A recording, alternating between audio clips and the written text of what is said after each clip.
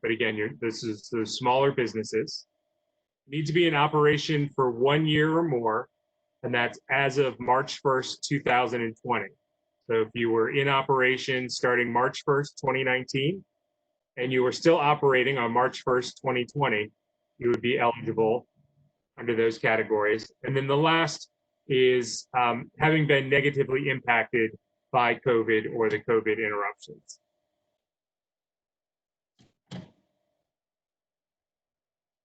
And I can talk a little bit more detail about those as we go forward. I really want to sort of quickly go through these, hopefully, and then we'll have lots of time for questions and answers from our attendees. So now that we know who's eligible for the grant, what can you use the grant for? Again, they're specifically for helping businesses really weather this storm and address those business interruption costs. It's pretty broad, I hope folks will see. It includes, helping to provide compensation for yourself if you're a sole proprietor or your employees, covering the cost of equipment rental or costs, helping to pay those inventory bills or those purchases that you've already made and have invoices that are outstanding, covering rent or lease payments, and other types of business critical operating expenses, including working capital. So again, it's, I think, pretty broad, and grantees will be required to enter into a grant agreement with Fairfax County upon the award. That grant agreement is currently in development, but we will have that available for folks to review. The long and short of the grant agreement will be a commitment from grantees who are accepting funds that they have answered all the questions honestly and truthfully to the best of their ability.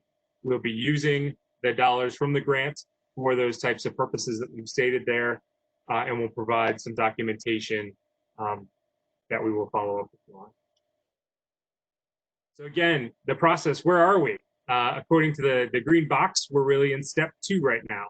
Our qualification survey is open. It opened yesterday, Monday, June 8th, and will be open all the way through midnight on Monday, June 15th. I guess I should officially say 11:59 p.m. There is no priority to be the first one in. If you didn't register yesterday, that's okay. You've still got all week over the weekend, as well as all day Monday the 15th to go ahead and register. If the need is greater than the current resources that are allocated, so if we get requests over 25 million, which is what we're currently expecting, there will be a random draw for how we will process those requests and those applicants. So it doesn't matter when you registered, everyone will be treated the same and has the same opportunity to participate during that open qualification purpose or survey. So it's open. We will share the link. If you haven't seen it already, we'll make sure to share it again as part of this webinar. And it should be a relatively simple, it's a 2-step process. You'll follow the link and you'll just complete a short questionnaire. It's about 25 questions or so. Hopefully it's taking folks no more than 15 minutes or so to fill out. There's no documentation that's required at this time. And that will help guide you through the eligibility questions that we just mentioned, as well as provide us information on what information is outstanding that needs to be certified through stage 2. And so once we do that lottery, we will notify folks the last week of June. We anticipate June 24th of their position sort of in line, if there is that random draw. And if not, everyone who submitted will be moved forward to the certification process. And at that point, we'll have another survey that we'll ask you to complete, which will have some documentation requirements, primarily to help document that you are a business, you were on operation for a year, the number of employees, that you're in good standing with Fairfax County. And again, we anticipate that should take folks just a couple of days to hopefully fill out, with the majority of the funds and the grants awards distributed throughout July. I think with that, I know I kind of sped through those pretty fast, but wanted to make sure that we had lots of time for questions and answers. I will leave this screen up shortly. We have a couple of different websites that I would direct folks to. The first one there is frequently asked questions. A number of the questions that we get particularly around employment and some of those other numbers, are listed there in the frequently asked questions. So I would have that up and open and consult that often as you're going through in case there are questions. And then we also have the Fairfax County RISE grant, which has additional information. It'll have a link to the recording of this webinar, as long as the materials that we've shown here today. And we will have, I think I mentioned, a little bit of a chat and some additional questions that are addressed here. So if folks have to jump out early or you're interested in coming back to revisit the questions, we'll have that information available for you as well. I sort of sped through that pretty quickly, but Shayna, maybe if you could help address any questions or answer things that our participants would like to identify. Absolutely. I'll be glad to start with the questions. So the first question is, and Dana, please jump in to answer some of these questions, because reading through some of the questions, you may be able to assist as well. So the first question is, I am a minority and a woman business owner, but I do not have a SWAM certificate. Is that a problem? Thank you. That is a great question. No, that is not a problem. We do have set-asides in the program for, as you mentioned, those SWAM businesses or women-owned, minority-owned, or veteran-owned businesses. And those are defined that are businesses that have a 51% ownership or greater of either women-owned, minority-owned, or veteran-owned. There are, as the questioner asked, there are certification processes that you go through in order to sort of get that certification from the federal and at Virginia, the state level. For our program, we understand that many of our small businesses that are women-owned, minority-owned, veteran-owned do not have those certifications in place, and that is fine. We are asking folks to acknowledge, as part of their qualification, that if they fit in one of those categories, to self-identify themselves as fitting in one of those. And then as part of the process, when we do this certification, we will ask you to certify that you are indeed one of those, and pledge that you're answering that honestly. There will not be a requirement for a federal or a state or a local certification of that. Thank you, Scott. Dana, I'm going to direct the next one to you. The next question says, what if our only full-time employee has not been taking a salary due to the difficulties our business has been facing? Is that going to be a problem for them? Yeah. Hi, Shayna. Good morning. Let me just repeat that question for the group. What if our only full-time employee has not been taking a salary due to the difficulties our business has been facing? I believe the qualification is as of March 1st. And, provided that the employees were taking a salary as of that date, that the application would qualify. Scott, please confirm if I answer this properly, but I believe that's the only thing I would add is if the primary reason that they're not collecting a salary is because of the COVID emergency.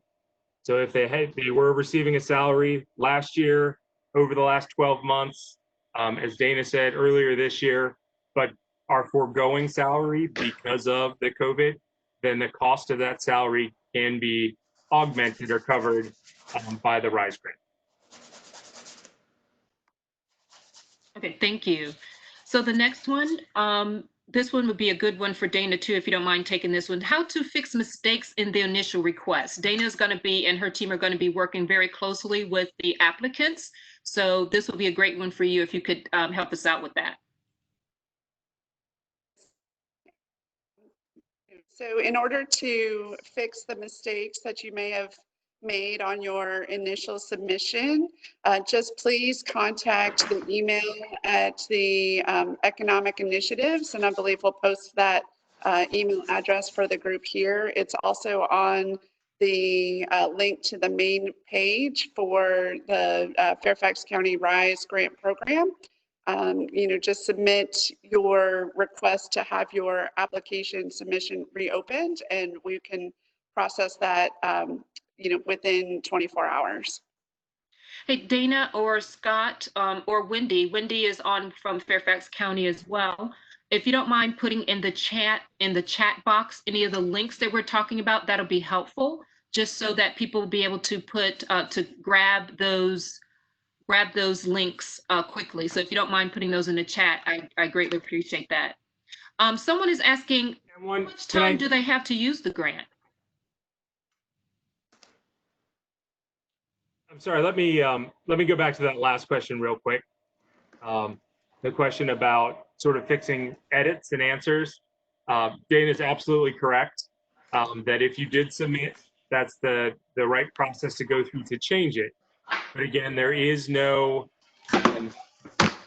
extra point to rush in and complete your application if you're unsure about a question. So you can save, and you are able to save your application. So again, if you're working on it and you need to step away, you need to ask a question about one of the items that you're not sure on how to answer, you can save that. And it is very easy to save and then go in and make those changes and then submit it. So that is another option for folks who are unsure. Just go ahead and save that, email us, ask the question, and then you're able to complete the document, again, all the way through Monday, June 15th.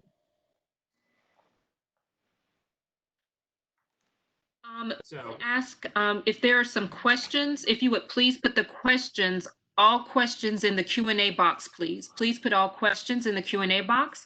We're going to reserve the chat box for any links that need to be applied.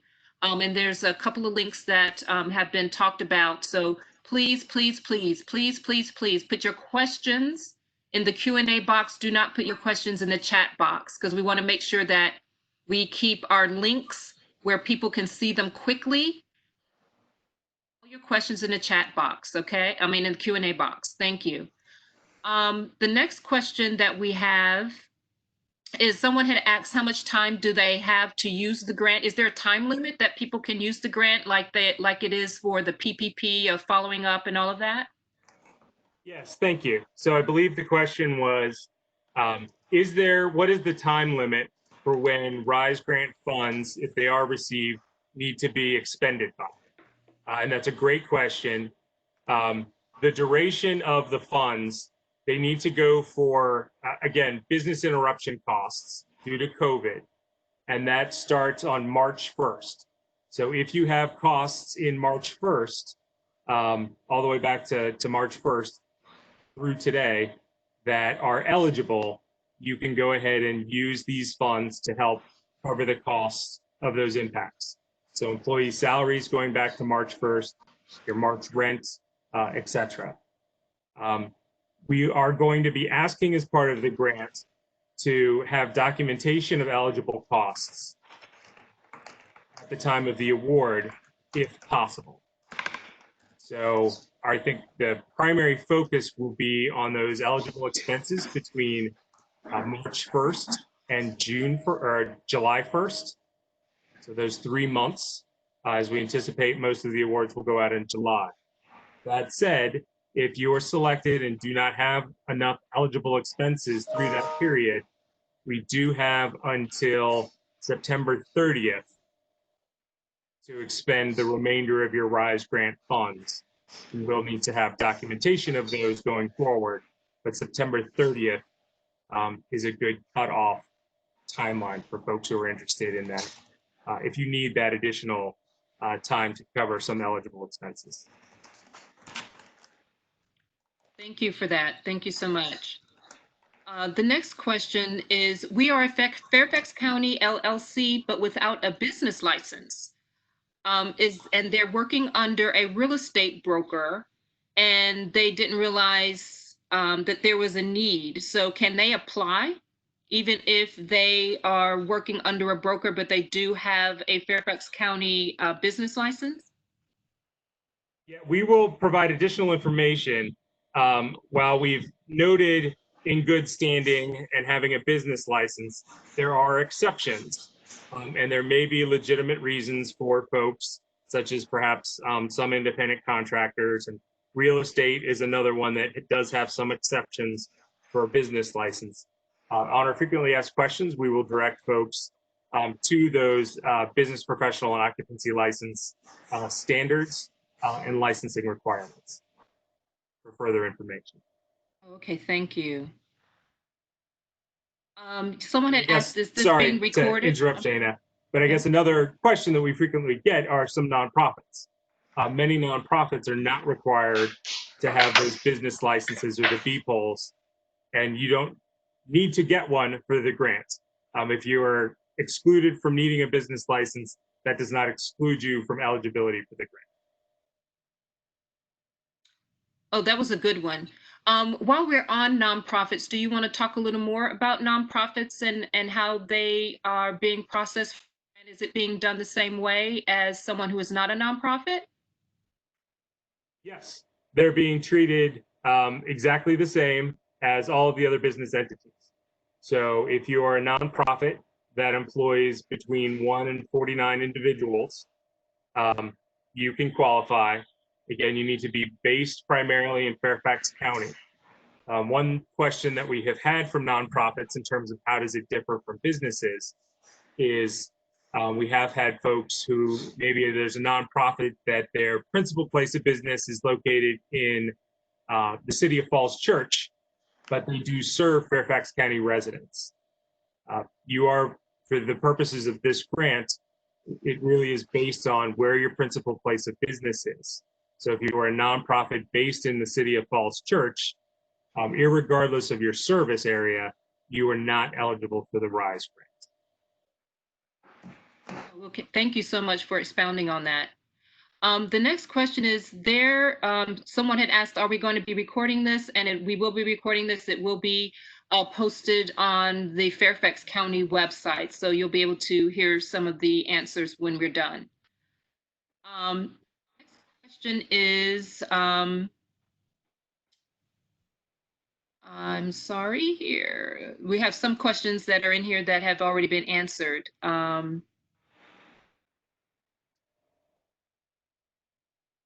So as you're looking, I'll make sure to cover for those. There was a question around, is this going to be recorded? And will the slides, the presentation, as well as the questions be available for folks to reference or to view again if they weren't able to stay all day today? And yes, the answer is they will be posted and made available. If you follow that second link on the screen, the Fairfax RISE grant link, information to this webinar and additional ones will be made available. Okay, thank you. Someone is inquiring, can you please define more clearly what it means for the interruption expenses that are caused by COVID-19 closings? They just want to get a little more clarification of what does the what would be considered COVID-19 interruption? Sure, that is a great question. I will say with really the leadership of our board of Fairfax, or board of supervisors from Fairfax County, they have really directed us to be as broad as possible to support businesses who are having a difficult time. So I would say, and each and every business is slightly different. I can give some examples, but I want to be clear that they are examples and they are not the whole shebang, so to say. So if you were able to look at what your revenues were last year for April of 2019, perhaps you were a restaurant. In April of 2019, you were able to say, here was the revenues we had last year. This April, due to closures, impacts, my revenues are 10% of what they were last year. That's a good demonstration of the impact of COVID. And I think one of the questions in the qualification form that we talk about is, how many employees did you have working on March 1st? And how many do you have working on June 1st? Some businesses have had to cut staff, cut employees, and they can demonstrate that their salaries and their payrolls have dropped due to COVID-19. That's a business eligible expense. I think any rent that was incurred after March 1st, those business inventory or other expenses, if your business was still operating, those would be eligible. One other question that we get quite a bit is if you had to make changes to your business. I know, again, my local restaurants, they really had to reconfigure their space and modify their processing so that they could deliver food for takeout, or hired new delivery drivers to be able to provide support for folks. All of those costs associated with pivoting the business to remain in operation are eligible as well.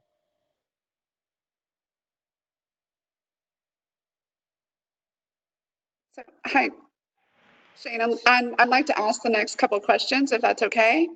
Oh, no, that's fine. Oh, sure. Go, please do. Thank you. The next question says, thank you for your help. It's great that there's a set aside for disadvantaged groups. The info provided notes that if the grant is oversubscribed, there will be a lottery. How will the set aside for disadvantaged groups be maintained in the lottery? Thank you. Yes, so when the board adopted the program, they required that 30% of the total funds, or $7.5 million, be set aside to go specifically for those businesses that often have less access to capital than other companies. And those are defined as women-owned, minority-owned, and veteran-owned businesses. So as we're going through that qualification process, or going through if we do the random selection or the lottery process, we will ensure that a minimum of $75 million in grants, a minimum of a third of the funds expended, will go to those eligible groups. Okay. Next question is, if you have a business with 2 locations in Fairfax County that are set up as 2 different LLCs, can you apply for both locations, or do you need to choose just one? Another good question. Each business is slightly established differently. If both of those LLCs are still operating under the same holding company and employees move between both of those locations, as well as it's organized all under the same federal employee identification number, that will be treated as a single business. If businesses are operating as separate entities with separate payroll, separate employment numbers, separate employee identification number, as well as sort of separate books, those would be treated as 2 separate businesses. Okay, thank you. Next question is, we are a small women-owned business. Our only full-time employee has not been taking a salary for quite a while due to difficulties our business has been facing. Do we still qualify? Yes. Again, if that full-time employee was working gainfully through 2019 and or earlier this year, and the reason for the lack of salary or the lack of employment is because of the COVID interruptions, then absolutely you would qualify.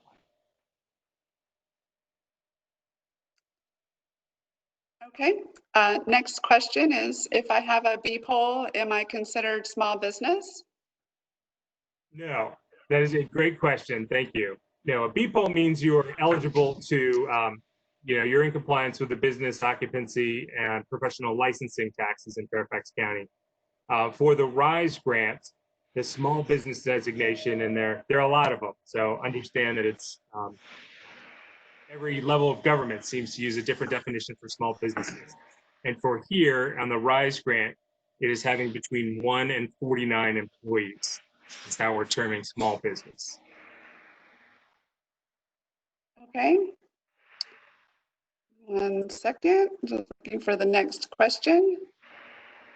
Okay. If a nonprofit has 0 paid employees, but has roughly 20 full-time equivalent employees, taking the total hours of members donated divided by 1680, will that nonprofit be eligible? And it says many other grants and programs have denied us because we have 0 paid employees. If those full-time equivalent positions are compensated with salary, then yes. If they are donated volunteer hours and there is no compensation for employees, then no, they would not be treated as employees, whether full-time or full-time equivalents. Thank you. The next question is, can you confirm that the City of Falls Church is also excluded? Yes, the City of Falls Church is also excluded from the program. Next question. So, Oh, sorry go to ahead. interrupt. One of the things Question. for many folks who live in Fairfax County know that we have cities, your zip code may say Falls Church, Virginia, but you are actually located in Fairfax County. Same is true with, say, Alexandria. Sometimes you see the Alexandria part of Fairfax County. So you may be in Fairfax County even if you have a mailing address of Alexandria. I would recommend for folks that when in doubt, apply. We will be going through the actual business license, or not the business licenses, but the business addresses and identifying folks who fall within Fairfax County or within a different jurisdiction. So if you are not sure, apply. One way to know where you are is if you do have your business professional license, your BPOL, that is often issued from the jurisdiction you are in. So if you have a Fairfax County BPOL, you would a Fairfax County business. If the city of Fairfax or the city of Falls Church has issued your BPOL, you likely are in that jurisdiction. Sorry about that. Next question is, am I eligible if my business started in May 2019? No. For the requirements of the grant, requires business operation a minimum of 1 year. So that would be March 1st, 2019.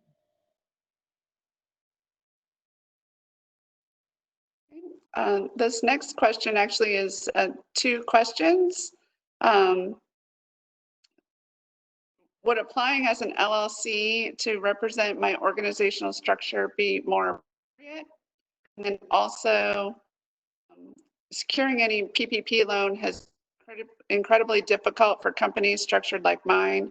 What for this grant program as well? Sorry, Dana, what was the business structure that was identified early on? So if applying as an LLC to represent the organization structure be more appropriate? I believe some of that question was missing in the beginning. Sure. So there is no weight or even qualification parameters around how the business are structured. The RISE grant does not favor independent contractors or S corporations or LLC. So identifying as one type of business over another is not grounds for qualification or disqualification. It really are those 3 items that we mentioned early on. And that is part of, when the Board of Supervisors was looking at sort of gaps with our local community and where our needs are, they absolutely identified that there are some gaps at the federal level. You mentioned the PPP loans, or perhaps even at the state level. And so we wanted to make sure that we didn't, or wanted to make sure that we covered those businesses as well. Okay. What if you've been in business in Fairfax County since January 2019 as a sole proprietor, but that you formed a single member LLC in January 2020? How would that person best apply? Yeah, I think they could apply. Again, I don't want to get too weedy for everybody. So when in doubt, apply. And if selected, we'll work through that on the certification process. But yes, if your business was in operation prior to March 1st, 2019, even if the status and the organization changed, if you were in the same principal business in March 1st, 2019, and you were in operation on March 1st, 2020, then yes, you would be eligible. Okay, next question. This is a good one, actually. I submitted my qualification survey yesterday. It did not ask me to submit documents such as tax returns, license, etc. Will I only need to submit those documents if I'm selected on June 24? That is a great question. Yes, yes. As noted, there is no documentation required for the first the qualification form that's open now. That was intentional. As we've heard from our community, there's a lot going on these days, a lot of focus and a lot of work just keeping businesses afloat. and we did not want to have folks create documentation and identify a lot of those forms if they weren't being selected to move forward. So those will be on June 24th when you're notified about the process, either that you have been selected to move forward, maybe folks are not being moved forward yet, but depending on resources and depending on certification of folks kind of ahead of them, maybe that'll come up. We'll go ahead and ask you to then provide your documentation as part of a second form. And again, we are trying extremely hard not to require lots of documentation. We really do want to make this as simple and easy as possible because we know there's a lot of stress and a lot of pressures on businesses these days, and the desire to get funds to folks who need it is very strong. Next question, could you provide more details as to what's eligible for this category and revisit the other business critical operating expenses? Sure. Again, tried to keep it pretty broad, but employee compensation, so wages and benefits are absolutely eligible, again, from March 1st through. Business inventory, if you, again, each and every business always seems different to me, so I hate using examples, but if you are a restaurant and you have vendors that you need to pay for materials that they have delivered to you after March 1st that are in use of your business, or if you have spoiled goods because you had purchased a lot and they spoiled because you weren't able to use them in time, those could be eligible. Again, the rent, lease payments, if you have equipment costs or rental costs that you were paying off over this period of time. And again, other business critical operating expenses, each and every business is slightly different. We will ask that owners certify to what those business critical operating expenses are and provide documentation of those that cover the use of those funds. Okay. Dana, can I interrupt a minute? Can you, there's a couple of questions from Wendy, if you don't mind addressing those. Thank you. Let me just check 1 second. Let me see.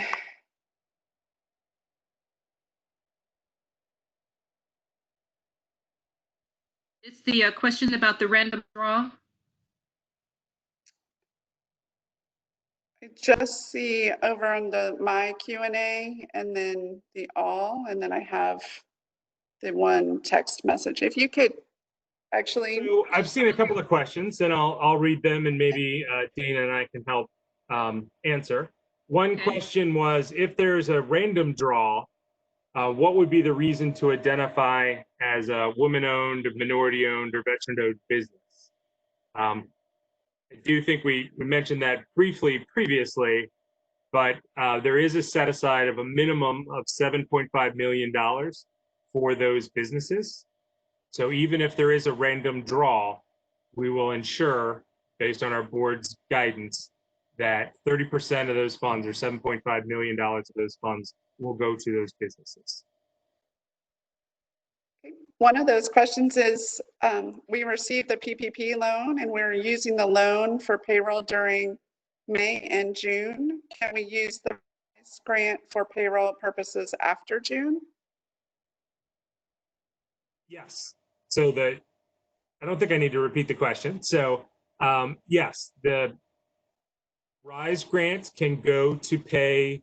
So I guess one question is, if you've received a PPP loan or other federal loans, such as the EIDL, are you eligible for a RISE grant? And the answer is yes. You may receive both.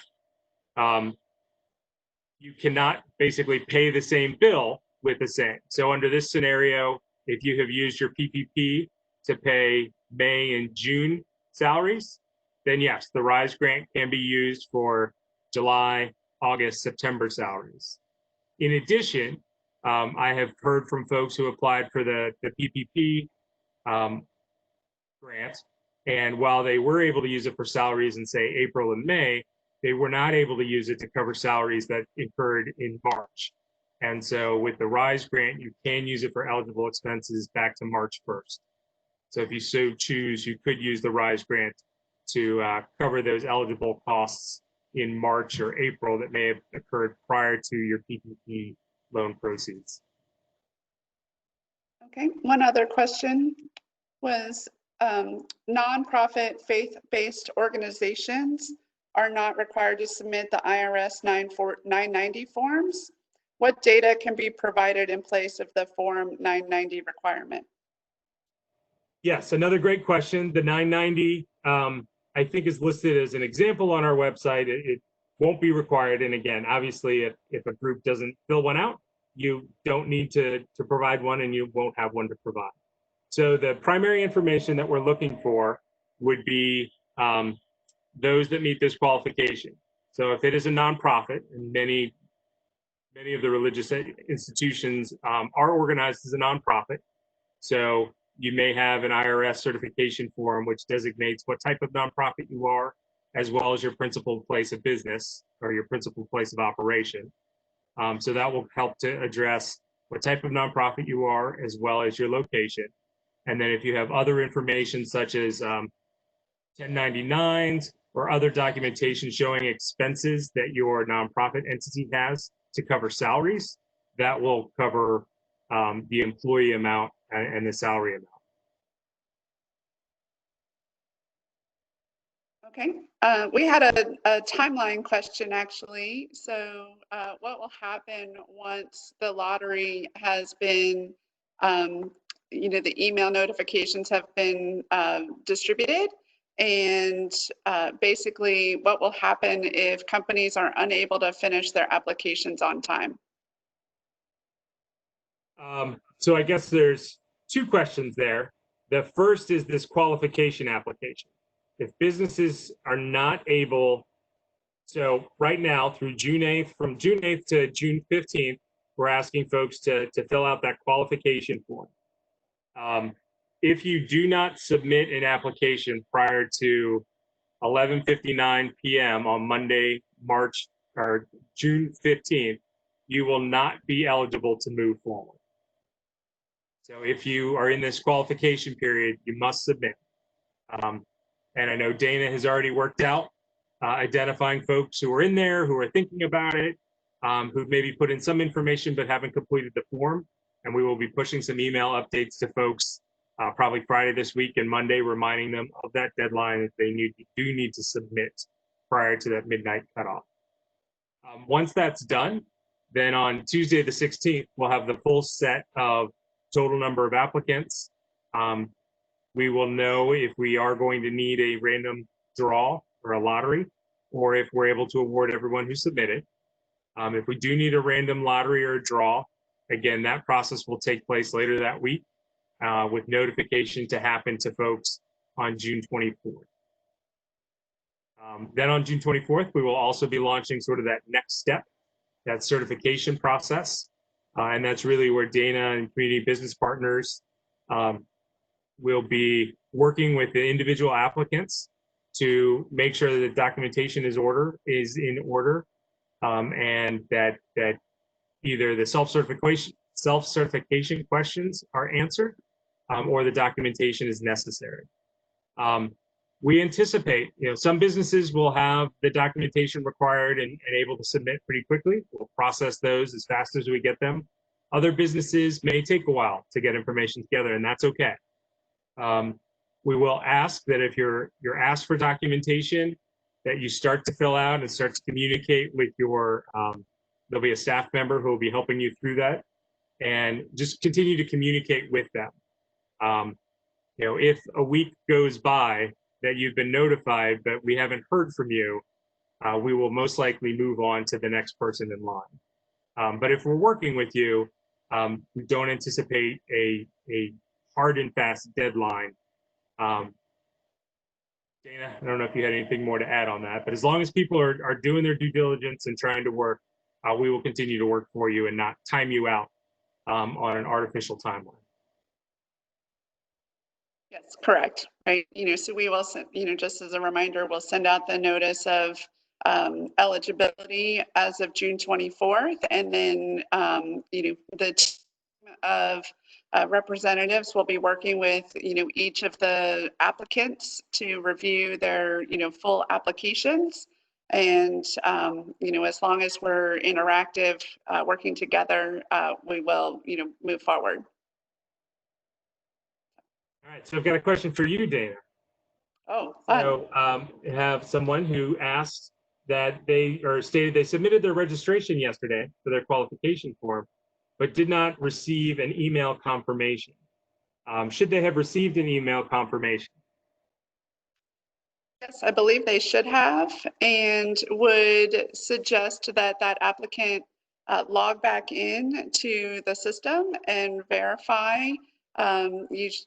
You should be able to see your status as, you know, qualification submitted. If you are having trouble verifying that information, please feel free to, you know, send an email to the Economic Initiatives email address, and we can check your status for you.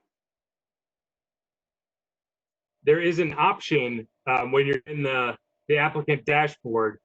Up top, it does say contact email history, and that will also show all the emails that have been sent. Sometimes emails, we know, go into those junk folders. Maybe we miss them. Maybe there's a lot going on. So you can look on the applicant dashboard at your contact email history, and that will show you all the emails that have been sent from the system to you as well. Can I ask that website address that you just gave, Dana, if you don't mind, can you put that in the Q&A or so that, or the chat, so that people can grab that?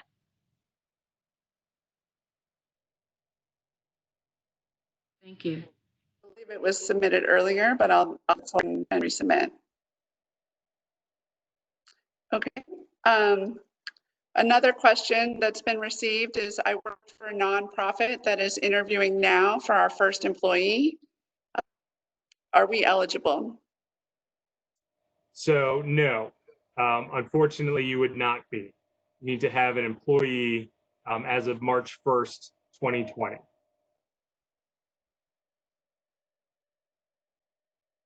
Okay. Okay. Next question is referring to question 20 of the survey. It asks for a total number of employees as of March 1st. Can you clarify, this should be full-time and full-time equivalent employees only, or all employees regardless of hours? So for both those questions, question I think 20 and 21, the total number of employees should be either individual employees or the full-time equivalent. So I do have a quick slide here of sort of walking through a little bit of that, calculating the full-time or full-time employee equivalents. So again, example, you know, a permanent full-time employee would be someone who tends to work, say, 35 hours a week or 1,680 hours a year. Full-time equivalents are sort of made up of individuals who kind of total that 1,680 hours per year. So under the examples, maybe there are 2 part-time employees who each work 800, and that should be 800, shouldn't it? 840 hours each. Those would total 1 full-time employee. I'll do the 10 one because that one I can check easier. Or 10 employees who worked a total of 168 hours either in 2019 or in the last 12 months. Those 10 individual employees who are working that part-time would turn into 1 full-time equivalent employee.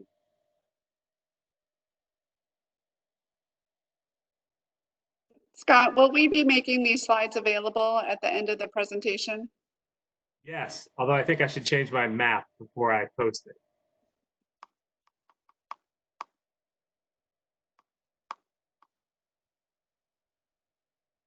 Actually, here's a good one. Can we use funds to pay non-PPP for salaries in excess of 100,000 and for employer Social Security and Medicare contributions from payroll? I believe there may have been a CARES Act limitation on the 100,000 amount. Yes. Let me check on that. So the funds that we're actually using to support these grants, some of those come from CARES dollars, but as with many federal programs, not all dollars are the same. And some of the limitations on the PPP carry over to the CARES fundings and some don't. So let me confirm. I believe the salary does, but we can confirm that. And if that individual can email us, or if we've got a contact information for them, we can follow up. Okay, thank you. If I'm a sole proprietor and, will a person qualify for a RISE grant if they receive unemployment? No. So if you are a sole proprietorship, but if you are receiving unemployment benefits, you are not eligible for the RISE grant. Hi, you guys. I just want to let you know we are at the 8-minute mark at the moment, so we'll take a few more questions unless you want to extend. Okay. Thank you. One other question that was received is I use 1099 contractors. That is an essential part of my business model. Although they aren't W-2 employees, they are critical to my business. And is this an expense that is included as a qualified expense? Yes. Yes. We'll treat those as, again, employees for the purposes of the both business size as well as employee salaries or benefits. What if I'm a small business, single member owner LLC, but don't have a formal employee? Would I still qualify? It depends on how you are organized. If it is a sole proprietorship and you are the sole proprietor, some business organizations, you may not be a sort of the registered employee, but if you're working those 1,680 hours, you would qualify.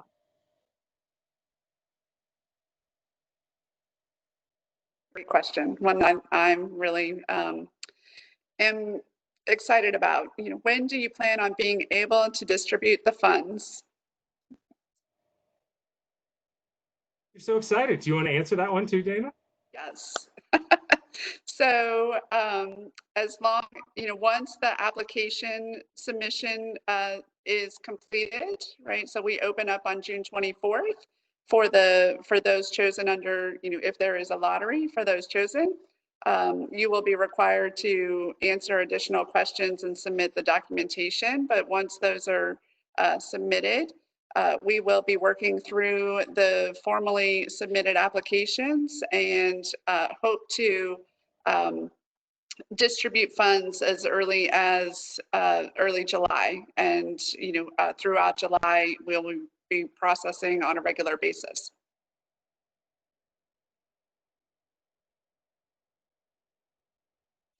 Okay. Oh. For a small business with a staff of 1, is the 10,000 a sliding scale? Meaning, does the staff of 1 get 1,000, the staff of 2 get 2,000, or is it a flat 10,000? No, it's a flat 10,000. Again, as long as there are enough eligible expenses throughout the year that are incurred. I pulled up the slide that has those categories. So if you were between 1 and 10, those size businesses would get a $10,000 grant. Or up to a maximum of 10,000 to cover those eligible expenses.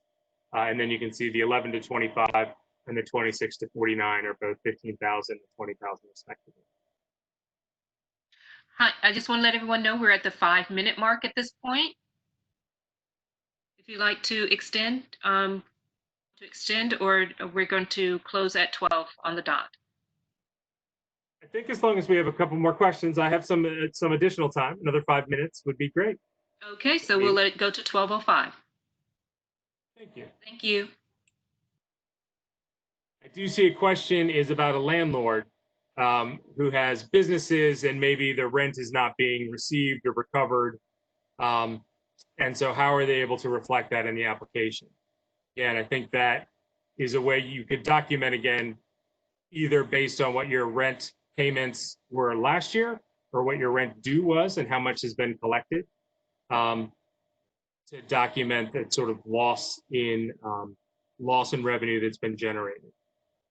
We would also ask, again, I think the question, not to evict the tenant, or if there's rent forgiveness or rent forbearance that can come to play, but we can discuss that further with individuals as we get to the certification process. Scott, as far as eligible for the SWAM certification, will they need the actual certification documents to proceed to the next stage? No, thank you. That was a great question I think we had earlier, but no, there is no certification that will be required either at the state level or a federal level. We're asking individuals to self-certify. The part of the grant agreement that will be that individuals have correctly and forthrightly answered all of the questions as truthfully as they can. And that is how we will determine eligibility for small, minority, and veteran-owned businesses.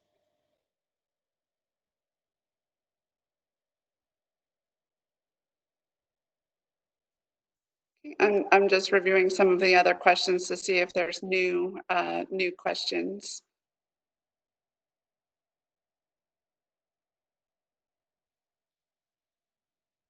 There's one I'll go ahead and take while you're reviewing that, and then you guys can answer. This one is, we are a nonprofit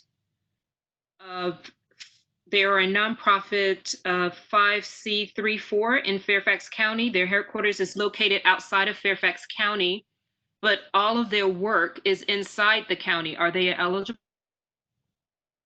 Right. So again, another great question. If their principal place of business, so if the storefront, the location where their senior staff meets, if that business is located outside of Fairfax County, it would not be eligible. Regardless of where their service area is and if they provide services to Fairfax County. If they're located outside the county of Fairfax, they are not eligible for the RISE grant.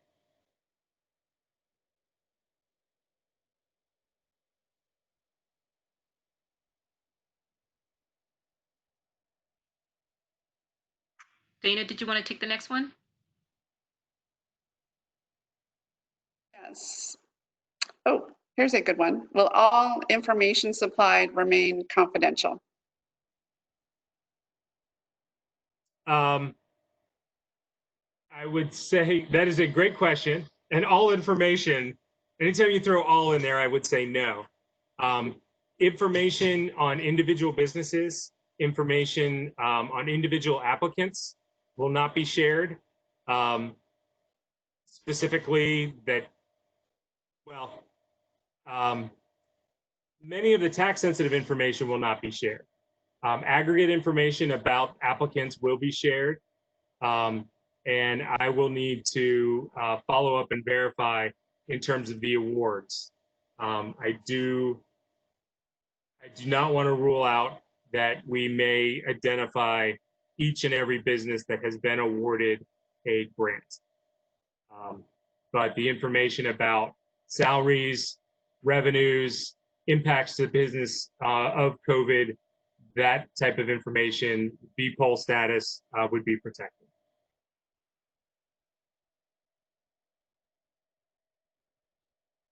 Thank you very much. Appreciate that.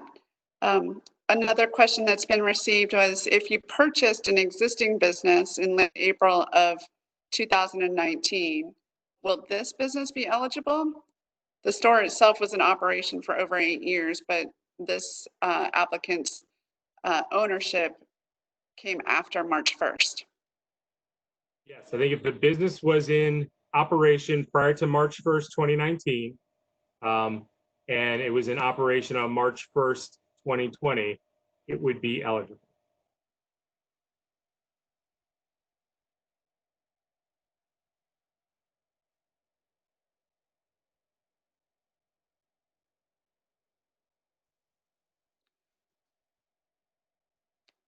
Okay. We have some applicants who are very anxious to prepare the documents for phase 2 and are asking what documentation will be required in phase 2 and when when can we post that information for them? That information, and Dana, I know you're working hard on this, so I should let you answer, but that information and the details will be posted as part of that notification process no later than June 24th. I know we've got examples of that documentation that are currently online in our frequently asked questions, as well as on the website. And Dana, I don't know if you want to add any more to that. Yes, so we are working diligently to figure out the best way in which to gather the information that is being required, and we are looking to provide the minimal impact to the applicants. So please bear with us, and we are trying our best, and we'll try to get that information out as soon as possible.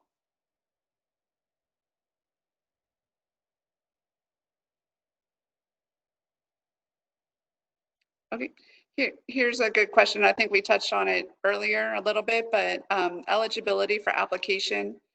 They operate 7 restaurants in Fairfax County. 5 have fewer than 50 FTEs. Can we apply individually for each location? And each location is independently owned and a separate LLC.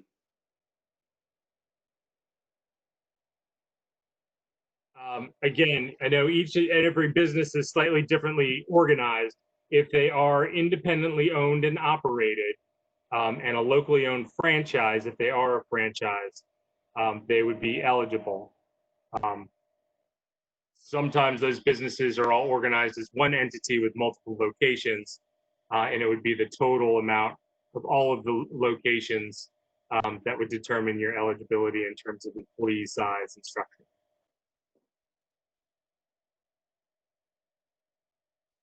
Okay. Give me one moment. We're nearing the end. We have about 2 more minutes left. Do you want to pick maybe have 1 or 2 questions before we close up?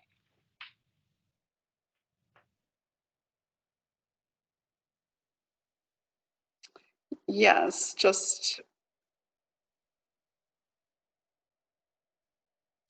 you can request in the grant. I think the question was about size of employee and the amount of funds that you can request.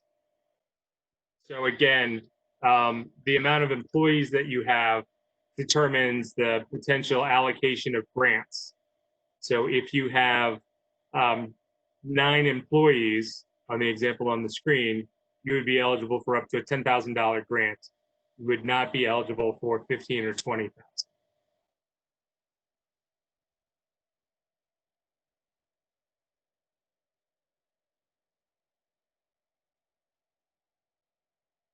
Okay, thank you much. Just reviewing to see. I believe we've answered quite a number of these questions already. I'm just seeing to see if we have a new question. Okay, and while you're looking, I know we will be ending here shortly. The information that we've shared today will help us to, again, revise and update our frequently asked questions that are on the Fairfax County website, as well as links to this presentation and additional information on our Fairfax County RISE grant website. Any additional questions that folks have, because I know we haven't been able to address all of them today, you're welcome to, and I think we've posted in the chat the email address, and feel free to please email us at economic initiatives at Fairfax County, and we will address specific questions and detailed questions there as well.